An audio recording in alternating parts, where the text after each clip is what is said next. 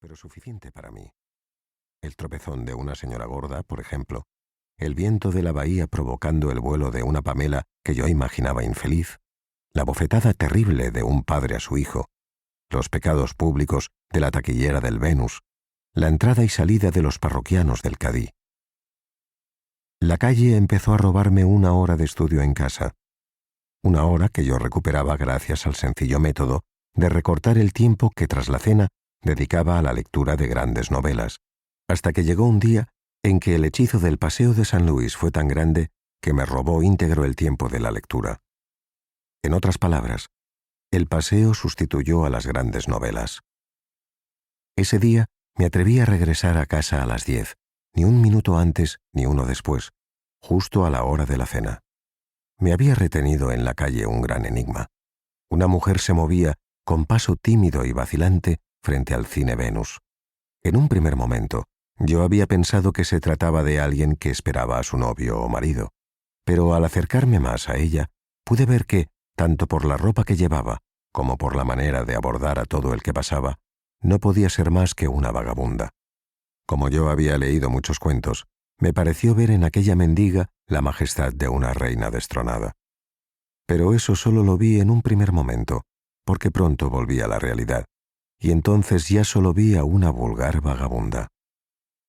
Me dispuse a darle la única moneda que tenía, pero cuando iba a hacerlo, pasó junto a mí sin pedirme nada. Pensé que tal vez me había visto como lo que en realidad yo era, un pobre colegial sin dinero. Pero poco después vi cómo pedía limosna a la pequeña Luz, la hija del maestro, y observé que lo hacía acompañándose de una frase susurrada al oído, una frase que asustó a la niña, que de inmediato aceleró vivamente el paso. Volví a pasar yo, y nuevamente la mendiga me ignoró. Pasó a continuación un hombre muy trajeado, y la mendiga no le pidió nada, dejó simplemente que pasara. Pero cuando poco después apareció una señora, casi se abalanzó sobre ella, y con la palma de la mano bien abierta, le susurró al oído la misteriosa frase, y también la señora, muy azorada, aceleró la marcha.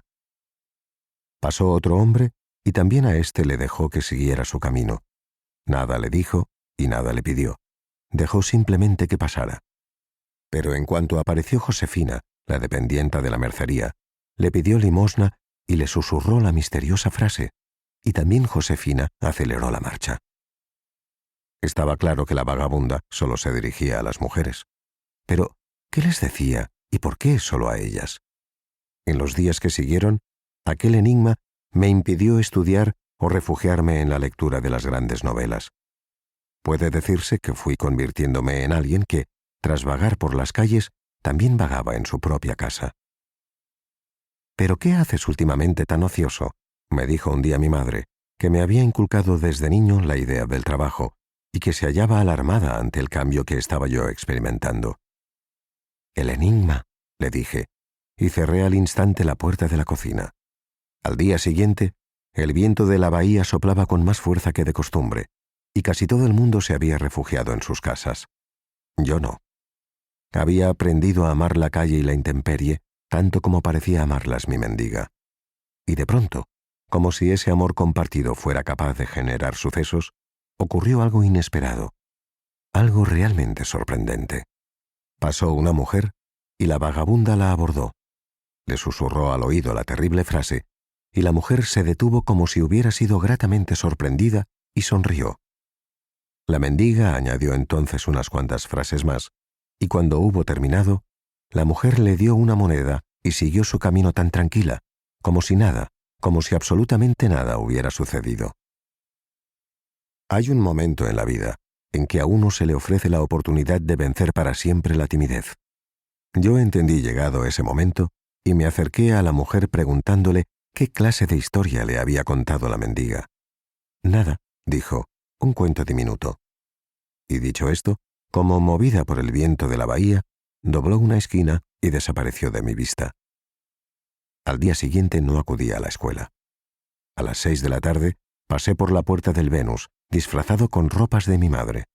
Blusa negra transparente, falda azul, botines rojos y sombrero blanco de ala muy ancha, labios pintados, una peca en la mejilla y los ojos muy abiertos, redondos.